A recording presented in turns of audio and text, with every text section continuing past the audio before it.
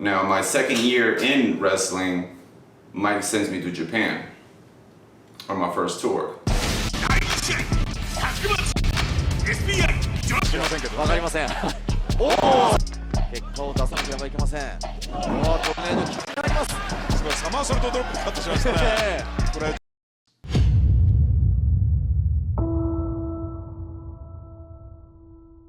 Spiral came up to me one day and he was interested in going to Japan. He kind of asked me, you know, how does he go about doing it? I said, hold on a second, let me email Yoshiyuki Nakamura. So I sent an email and I go, hey, I got some guys that are wanting to come over there and train, but what do they got to do? And he goes, well, tell them they got to buy their own ticket and send me a message and they're on their way. And I said, all right, if you want to go to Japan, this is all you got to do.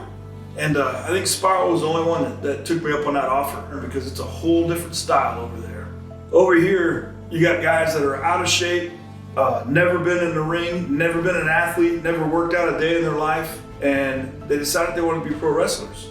When you go to Japan, those guys are bred to be athletes and pro wrestlers, and a lot of times those guys don't even know it's a work until they got their asses handed to them by Otani. That's what you're going to do when you're over in Japan. You want to break into the business, you're going to take your ass whooping and move on. So those guys are tough over there. Next thing you know, like he packed up his stuff and he was off to Japan. I was in Japan as a young boy with J.D. McDonough, Joe Kofi, Jonathan Gresham, competing with legends such as Kohei Sato, Tanaka, Shinjiro Otani, Masahiro Chono. If you know who Chono is a legend. Brock Lesnar wrestled Chono, Kurt Angle wrestled Chono. Like everybody went through him to be in the ring with him. That was beautiful, legendary, you know. Now, my time in Japan, I went there as a young boy, which means you're living in the dojo. You're working out every single day for 5-6 hours constantly. It was a competition, you know, with athletes around the world. So you got to figure out how to talk to everybody. And also, when I went to Japan, they put over my country, Bosnia. So when I came out, you know, like I was represented as Bosnian Warchild from Bosnia, you know, so that was beautiful to be the first Bosnian professional wrestler to step foot at Corkin Hall. Mike Tyson fought at Corkin Hall. Muhammad Ali fought at Corkin Hall. You know, so to be able to represent my country, my people, our pain, you know, that was my whole goal, you know, and for Japan to do that for me, that you can't ask for, you know, more. Like that was beautiful, you know.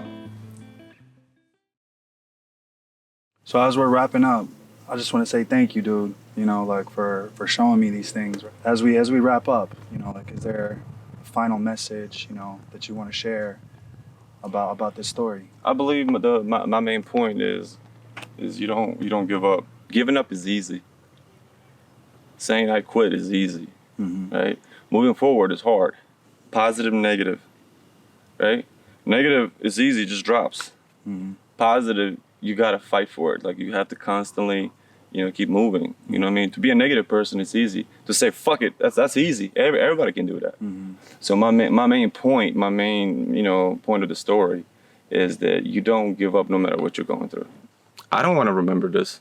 I don't want to live with these memories and so on, because these are the things that bothers me to this day. But I don't ask for sympathy. I don't ask for nobody to, you know, cry for me or any of that. You know, people, you know, in America, they'd be like, "Oh, how did you survive?"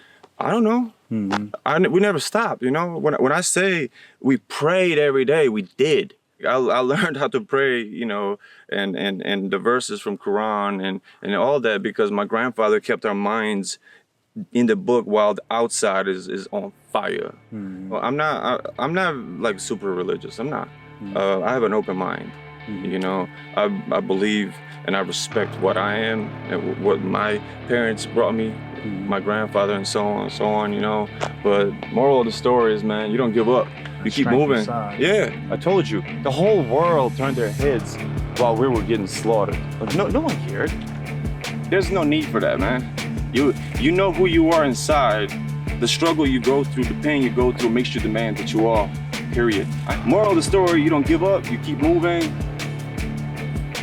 Never stop. Story of a war child. Live or die trying. Period. You know what I mean? I appreciate you kicking it with me and sharing, you know what I'm saying, sharing my story with you, bro.